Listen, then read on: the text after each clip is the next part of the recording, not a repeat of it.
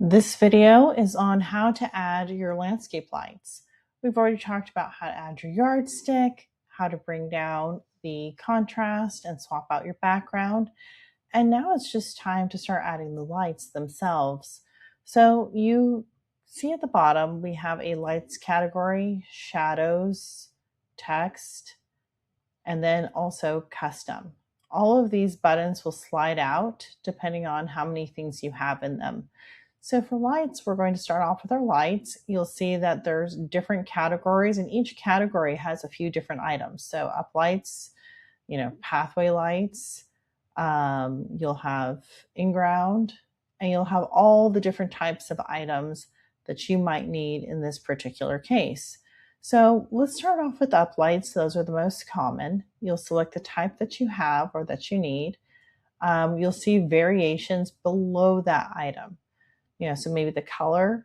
That being said, most landscape lights are not visible once they're installed for the most part at night, unless it's something like a path light. And you'll have the option to hide these, but it is there should you need it. After that, you can change anything you need to about your fixture before you add it. The beam spread, the length, your Kelvin temperature, your beam angle, the intensity, fixture size, and we can also change things after we add them as well. So let's, for instance, start off with a nice uplight right here. We just clicked on the part of the photo that we wanted to add that light. You can grab it, you can move it and place it. You're going to be able to then adjust everything as needed. So maybe we need to change that beam angle. The beam angle can be changed with this slider here.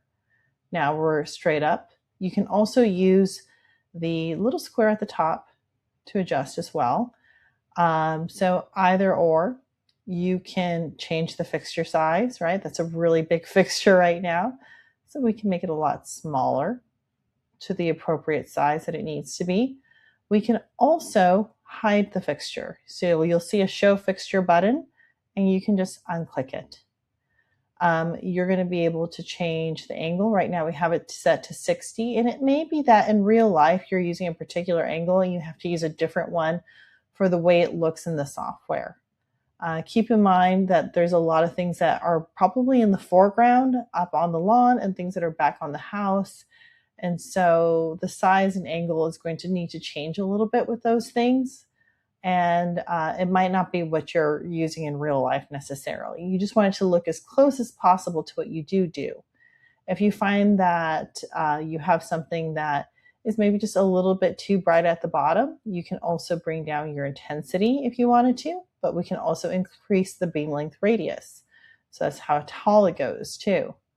So intensity is how bright it's going to appear, and length is how tall that beam is going to shoot up to. So both options are great options. You'll be able to change in addition to spread, it's 40, 60, 25, etc. You're also going to be able to change the color of that beam. So that's going to be important because sometimes you're installing different types of colors. And some colors reflect differently on different homes. Some beams, even though they're 3000, on a white house might appear a lot cooler than they actually are. So you might have something that is, feels more like 3000, but looks like 5000 in our software. And then again, that's just because at nighttime, some things just look cooler. And as opposed to maybe, the way that home is painted or the color of the home, 3000 might be really appropriate and have that more of that yellowish look to it. So whatever works best, closest to what you're actually going to be installing is what you're going to show. You also have the option here of switching to an RGB color. The RGB color is really easy to do. You just select the little color button, and then you can change that color to whatever you need it to be. You can click on wherever you need to on this spectrum and then drag that little circle to be wherever you need it to be as deep or not as deep as you want it to be. And you'll see that there's RGB color codes here at the bottom. You'll also see HSL and a hex code as well. So you can always copy and paste to duplicate this onto other things should you need to in the future. You're like, oh, that's the perfect pink. You can always write that down and you'll know exactly which one that is. So that makes it really easy as well. You'll see also we have an undo redo button at the top. So it's an easy way for us to kind of undo things we've already done and get back to where we were before. That makes it a little bit easier as well. So in addition to all of that, it's now adding up in our estimate. So you can select the estimate button down here, and you're going to see estimate the item, how many, your good, better, best options, all of that added up together. If you find that you're probably going to install more than one of these, rather than having to reset your settings for each type of fixture, what you're going to be able to do is just hit this duplicate button here at the bottom. So hit duplicate and you'll see another one appears. And you can just pull that over and place it where you need to. Duplicate and then do it again wherever you need to. And I find that this is a much easier way for me to do it.